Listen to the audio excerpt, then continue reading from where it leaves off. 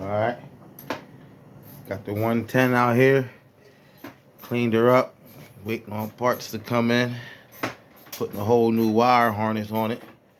So you got that connect up. Gotta drop the carburetor on it. Gave her a bath, cleaned up the engine, wheels and everything. The gas tank cleaned up. Got the plastics on right there. Got them all cleaned up. Heat out here because it got the dark out. Let me know, cuz Meyer putting the work in tonight.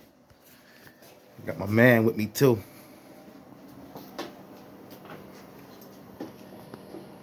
Where that John go at? Here go the package right here. Just came in, brand new wire harness. I'll keep you posted if you're really trying to grab it. Might be ready tomorrow. God willing. Peace.